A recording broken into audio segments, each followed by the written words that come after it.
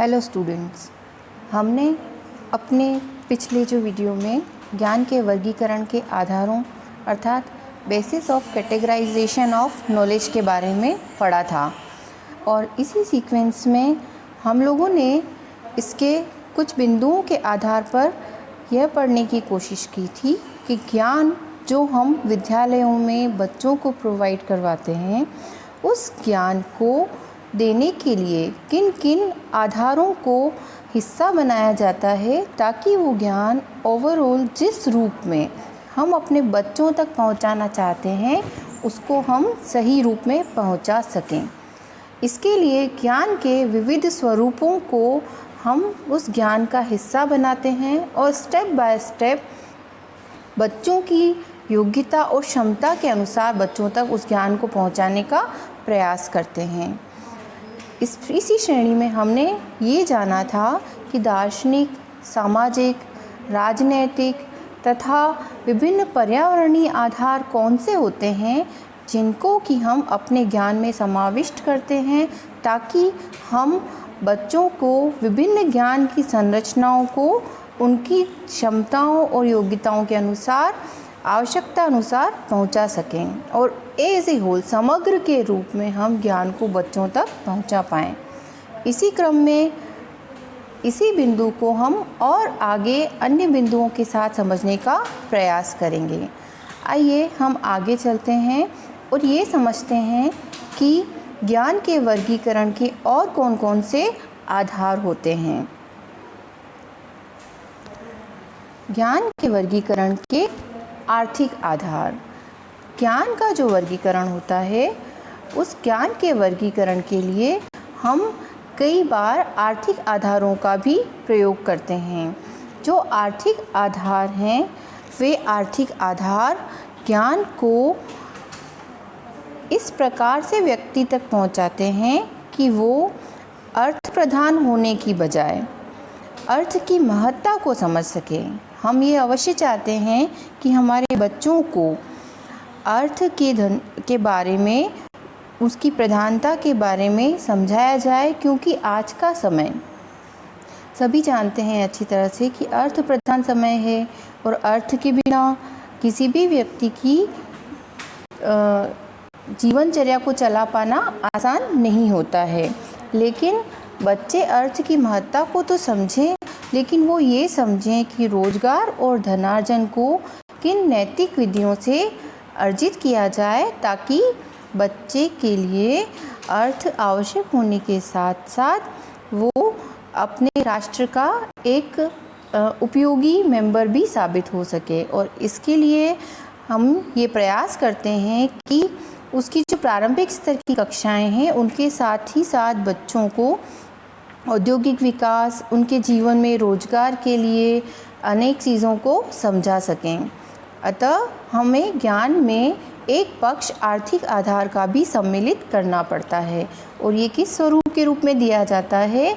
हम देखते हैं कि बच्चों के पाठ्यक्रम में कहीं न कहीं किस प्रकार के उद्योग धंधे होते हैं, खनिजों के बारे में और कृषि के बारे में, अलग अलग प्रकार के रोज़गार के संसाधनों के बारे में बच्चों को उनके पाठ्यक्रम के माध्यम से समझाया जाता है।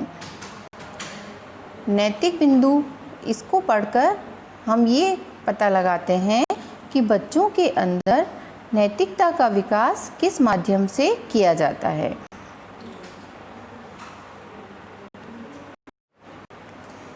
ज्ञान के नैतिक आधार, मोरल बेसिस ऑफ नॉलेज। ज्ञान के वर्गीकरण में कुछ नैतिक आधारों को भी सम्मिलित किया जाता है। हम ये जानते हैं कि समाज में जब तक नैतिकता का समावेश नहीं होगा तब तक वह समाज कल्याणकारी समाज नहीं कहा जा सकता है। हम जानते हैं कि पुराने समय में बच्चों को हो सकता है आज की तरह की औपचारिक शिक्षा प्रदान नहीं की जाती थी, किंतु बच्चों को जो कुछ भी सिखाया जाता था, चाहे परिवार के माध्यम से, चाहे गुरुकुल में गुरुओं के माध्यम से, लेकिन उनमें इतना नैतिक आधार कूट कूट कर भर दिया जाता था कि हम ये पाते हैं कि उस समय के लोगों के अंदर जो भी नैतिक गुण हैं उनका समावेश बहुत अच्छे रूप में पाया जाता है।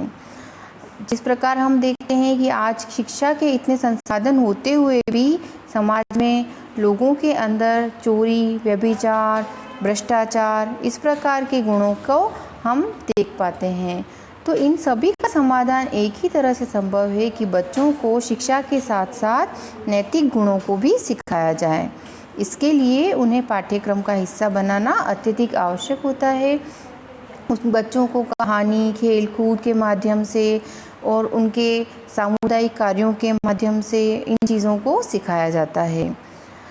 मानवीय आधार या ह्यूमन बीइंग बेसिस, जो मानवीय आधार हैं, शिक्षा के मानवीय आधारों को समाविष्ट करना मानव जाति की आवश्यकता और उसके विकास के लिए अत्यधिक आवश्यक है। जब तक हम अपने जो बच्चे हैं, अपनी आने वाली पीढ़ी है, उनके अंदर हम मानवीय आधारों का समावेश नहीं करेंगे, तब तक हम उनके अंदर मानवीय गुणों, विश्व बंधुत्व, भाईचारा, इन सभी चीज़ों का समावेश भी नहीं कर पाएंगे। और इसका एक और समझने का पहलू हो सकता है कि ज्ञान में ये सोचकर बच्चों को दिया जाना चाहिए कि हर बच्चा एक इंडिविजुअल है, अलग व्यक्तित्व है और उस व्यक्तित्व की आवश्यकताएं भी अलग है, रुचियां भी अलग है।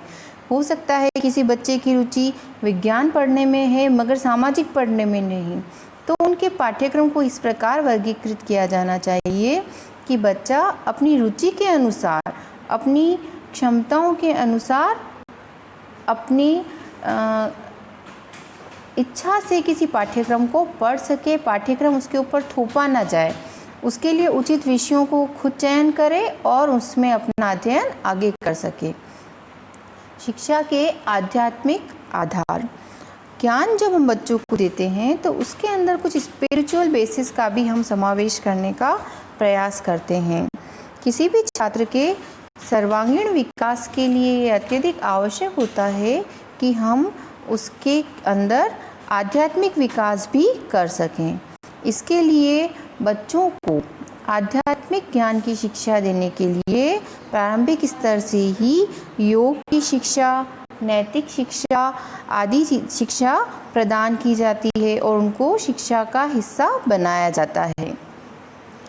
शिक्षा के सार्वभौमिक आधार, शिक्षा ऐसी होनी चाहिए कि बच्चों को यूनिवर्सल बेसिस पर जिस प्रकार का नॉलेज एक्सेप्टेबल है, एक्वायरेबल है, उस तरह का नॉलेज इजी टू एक्सेस हो, मतलब मिले।